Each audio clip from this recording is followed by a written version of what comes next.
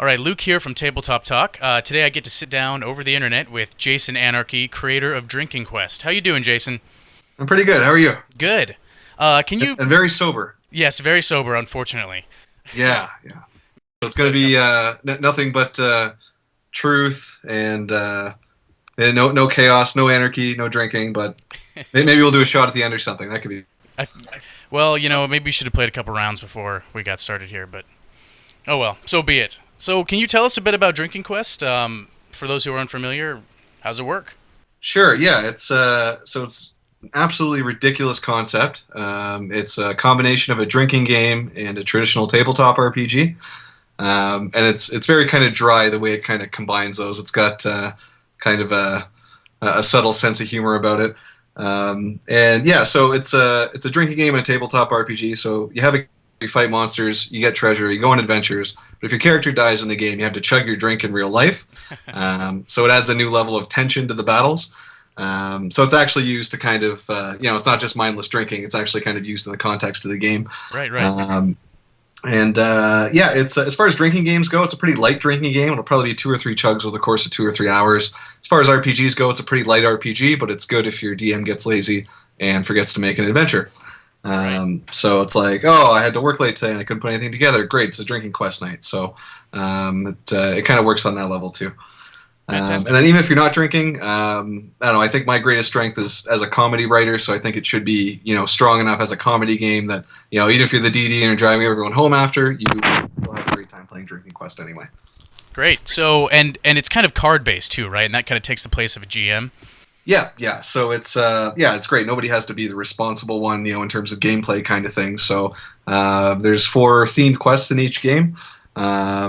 Which range from it could be pretty simple kind of sword and sorcery satire, like there's a goblin's quest, but then it gets a little more bizarre, like there's a quest that deals with depression and things like that. So there's a series of kind of funny themed quests, and then within those quests the cards are kind of shuffled, and that's a random series of events and monsters after that. Awesome. So you guys have been at this for a while, right? You just released Drinking Quest 3. Yeah, Drinking Quest 3, Nectar of the Gods. It's the final entry in the series, so I always had a trilogy plan in mind. So yeah, the first one came out in 2011, the second one came out last year in 2012, and then 2013 is the year of Drinking Quest 3. So yeah, it just came out last week actually, and then the other 2 games are still available, and they all got upgrades, so everything's in a hard box now. The games themselves are sort of small. They're a little bit bigger than a normal deck of cards, but smaller than like a big board game or something like that. And the reason for that is, I could artificially inflate the box and make it as big as possible, but I wanted it to be, small enough you could bring it to a pub or a friend's house or camping or something like that. It wouldn't be a huge problem. So there's dice and character sheets, instructions, and all the cards, and everything's kind of crammed in there in a nice little box. So Awesome. So everybody should go buy all 3 copies right now. Oh, absolutely, yeah. Yeah, they all go really well together. Awesome. Good for bachelor parties. Great. So, well, one of the things I really wanted to talk to you about today was kind of your history with role-playing and what's led you to become a designer, and just really want to hear some stories from your past role-playing games, some of the funniest things, maybe dramatic things. Sure, yeah. I've always been a GM since I was a kid, and it was basically just out of necessity. If I didn't put something together, then one wouldn't happen. So I was kind of the one that took action in that sense. And I do like being the hero. I love playing as the hero, but I always kind of had that role just out of that was my place in the group kind of thing, and I'm okay with that. Right. And so I did that for let's say I don't know, about 20 years or so. And then I'm an adult. I've got a job and working in an office and stuff like that. And I would always make these quests, all kinds of different RPG game systems, and what was really common for me was to just kind of use something as a template and then kind of make a better version of it for my game night group, and it usually turned into some kind of simpler RPG. The game that got me started when I was a kid was Hero Quest for Milton Bradley, and that was kind of on its own kind of a simplified Dungeons and Dragons a little bit. Yeah, totally. And then from there I got into D&D Second Edition and things like that. And then anyway, as we grow up, yeah, we're all adults, and it's really tough to get a group of adults together. So I'd always have these, great quests planned out that, were pretty simple. You can have players drop in and out. Trying to get the same people every week is difficult too. And then, once we became adults, yeah, we had a few drinks while we did it. And it was the weekend, and we'd all hang out and have a good time. And the way it came about was just basically, yeah, we were just doing that. And I don't know, I really enjoy the creative aspects of it. I think that's a lot of fun. And eventually I was at a wedding, and a buddy of mine, he's like, hey, you're always making all these RPG games and getting drunk with your friends. Why not combine that idea? And it was the end of the night. It was after several free scotches. And I was like, haha, yeah. It's kind of brushing it off. And then, I don't know, I just kind of sat on the idea for a while. And I was driving to work a couple of months later. I'm like, no, that's a really good fucking idea, actually. Wow. And I just finished reading Atlas Shrugged by Ayn Rand. So I was like, okay, I want to get really obsessed with something and work hard at something. And then, yeah, that's what it was. And then, it was took about a year. And then, it was out, and worked an extra job for a while to get the startup cash. So, it's been a great success. It's been a lot of fun, and I've just been managing that since then. And I don't have the old job anymore, so that works out really well. Great. Now you're doing the con circuit and absolutely, yeah. It's I'm also really big into punk rock, and when I do cons, I always think of myself as like a touring punk band or something. And, I'm not too good to sleep on couches and stuff like that, and I think I'm just trying to be the rock star of tabletop gaming as far as that goes. That's where Jason Anarchy comes from too, right? That's exactly where that comes. Yeah, I used to be in a shitty punk band called Anarchy Pants, and my stage name was Jason Anarchy for that. But I never want to put any real information about that band out there, because Drinking Quest is something I'm proud of, and then this was something that, it was just a bunch of friends just messing around. But yeah, it's kind of a reminder not to take things too seriously. At the end of the day, it's a comedy game series, and it's really easy to get caught up in everything, and something you're always working at, kind of thing. So right. So in Drinking Quest, there's a lot of kind of really colorful characters that kind of come out in the cards in very few words. And that to me betrays a lot of creativity on your part. In history, as being a GM, what were some of your favorite NPCs you've created in the past in some of your games? What are some NPCs players have loved? And what advice would you give GMs working on making NPCs and trying to make worlds come alive? NPCs and worlds coming alive. Okay, yeah, that's in general, yeah. Whenever you have an NPC, you always want to think about the function first. Is it going to, which direction is it going to lead the group? What kind of options will it present, and things like that. So you kind of want to make a character that kind of ties back that way, kind of thing. So, it's I guess in that sense, I'm always thinking about it like on a functional level of, okay, well, this is the quest we're doing tonight, but the quest we're doing next week is this. And how I would always use NPCs is, what's the next logical step after that, kind of thing. Right. And then with Drinking Quest, with the NPCs in that game, it's just basically, not using a lot of words and trying to,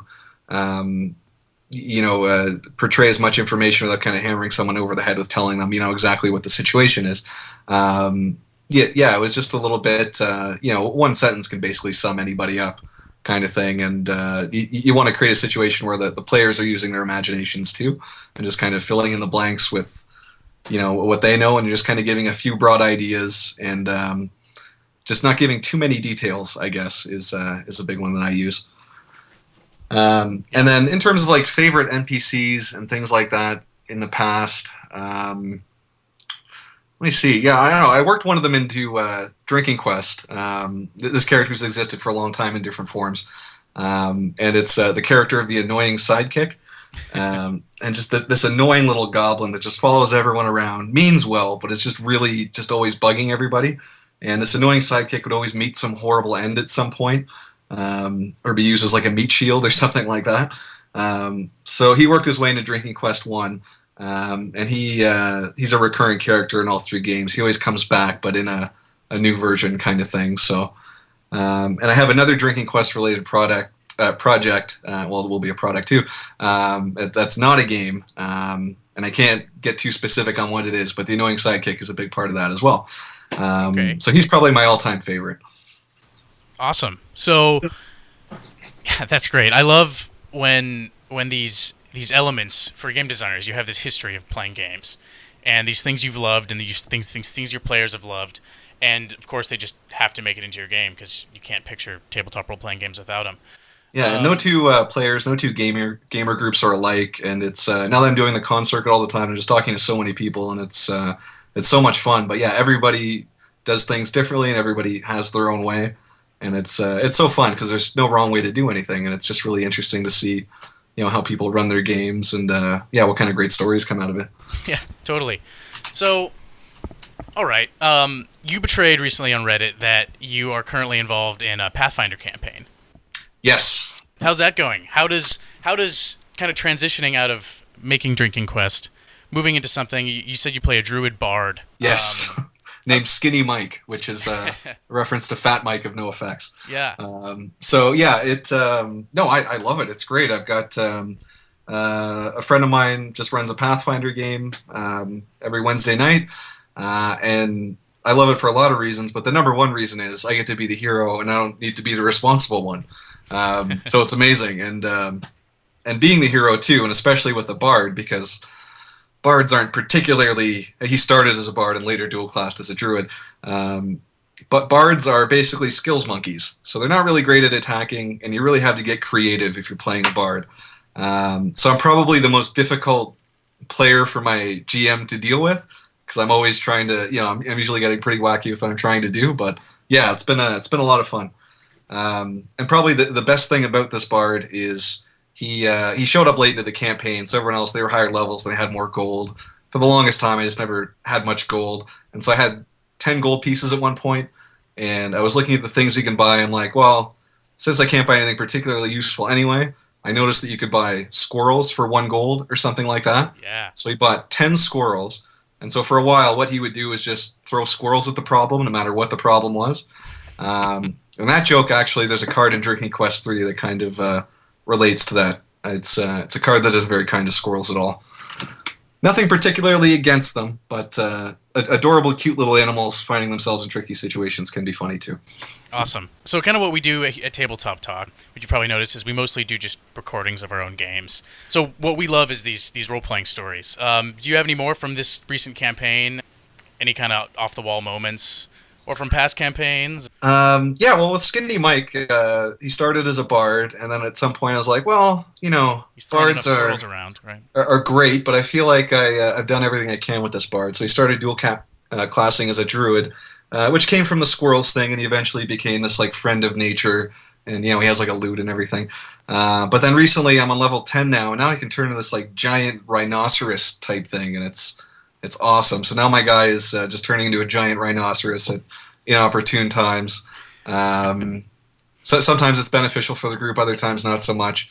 There was a villager I was trying to intimidate into upgrading my weapon at a discount, and then my party, they're like, well, I'm just going to go into this shop over here and buy this stuff. And then I learned a valuable lesson from my DM that day about maybe being a little too much of a dick while playing, but it was fun. It was good. So yeah, that's what that character's doing right now, and yeah, it's fun because it's such a casual character. Yeah, and yeah. there are other players that are warriors and tanks and wizards. The strongest guy that's playing, he's this crazy wizard, and the reason I didn't have gold for so long is he just basically takes all the gold, and his logic is just, well, I'm the strongest, and it's like, well, it's kind of a funny dynamic, so we let him for now, so that's okay. Great. How long you been in this group? Let's see, I don't know, maybe about 6 months or so. Sweet. So Yeah, it's good. I like it when there's a regular group of people that can get together. It's it's really like if you're in high school or college or something. It's it's a lot easier. But after that, yeah, it's really tough to get this. So anytime you're sitting down with a group and there's a game, it's so much fun. Yeah, I remember, man, the early days back, early high school, playing 2-3 times a week. These massive 7-hour sessions, and The long sessions are the best. Yeah, man. for sure. Just those weekend sessions, fantastic. Or like overnighters. I hit 3 hours now, and I'm just like, all right, I'm getting tired. I'm like, what's happening to me? So Yeah, absolutely. Yeah, when I have game nights at my place, I still have them occasionally in the GM, and it's always just hey, crash on the floor. We're getting drunk tonight, and we're playing this new thing I made up, and it's so those are the kind of ones I throw, and they're very different from my friends. So I like having both those groups kind of thing. Yeah, kind So of the contrast. Do you in your adventure plans, do you plan for the inevitable drunkenness? Does it like start more serious and then slowly go downhill as you go? absolutely, yeah. It's Yes, yeah. In terms of like games I make just for fun and games I make to sell, I always what one crucial thing is I'm always it's more important that the group has fun than anything in particular in the game kind of thing. So I'm always I write it to be it's let's see. There's probably a better way to word this. Yeah. Player fun is more important than any mechanics in the game necessarily, kind of thing. So it's for sure. if there's an idea that I think is cool and it's really technical and everything, I'm like, well, no, there's going to be a group of people, and this group of people tonight, they don't have a high attention span or something like that, maybe. So I'll kind of write it for who's going to be there, generally. Um, and yeah, with Drinking Quest as well, it's just I wanted something light, and I'm like, well, it's gameplay wise, it's probably the simplest tabletop RPG that exists that still fits the definition. But beyond that, it's it is fun in groups, and it's it's enough gameplay and it's enough kind of simplicity. I think that people are free to kind of absorb the jokes and what's happening, and when somebody does have to chug, it should be really fun. So that's kind of what I was going after with Drinking Quest, and in general, I just kind of write for whatever that group will see to be fun, kind of thing. Yeah, in all the reviews I've read, a lot of people are like, yeah, we had a new player come. He's never played anything before, and he was like, I don't know about this. And then you sit down, and 20 minutes in, they're loving it. So Yeah, a wonderful side effect of Drinking Quest. This was never intended, but I've had a lot of feedback that people are getting their non-RPG friends into RPGs because this is the first one they've played, and it's pretty easy to pick up. Right. So it's that, and I think that's great. I'm happy to be that guy that helps contributing to is helping to contribute to new players in RPGs, because it seems like the tabletop scene is on the rise, and I think that's great. It's a good time to be a part of it. Yeah, especially the indie scene. Like, Yeah, absolutely. so And many games. I think Will Wheaton with tabletop, I think that really kind of gave it a bit more of a language kind of thing. I feel like when he did that, I'm like, oh, this is all real. It's we've got a bit of a spokesperson kind of thing. So Yeah, mascot. yeah. Yeah, that's awesome. Have you had any chance to kind of like schmooze with some indie RPG developers from around the places at cons and stuff? Do you guys like play games behind locked doors for like with developers only? Is that a thing that happens? To be honest, when I go to cons, I don't play a lot of games. I'm usually more, I'm running a booth, or I'm the Drinking Quest guy too. So, Right, playing games. people just want to get drunk with me after the con. It's this horrible burden. Yeah, I don't like it at all. Poor guy. Yeah, it's that's how I spend a lot of my time at cons, and it's a lot of fun. It's not terrible. No complaints there. Of course. PAX East this past March.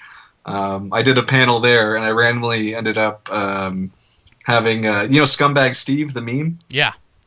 So the guy who is Scumbag Steve, he lives in Boston, and I was randomly talking to him on Twitter, and then it was like one thing led to another. It's like my panel, and that was a great day. He comes to the panel. His name's Blake Boston. He's a nice guy. He's like a regular guy.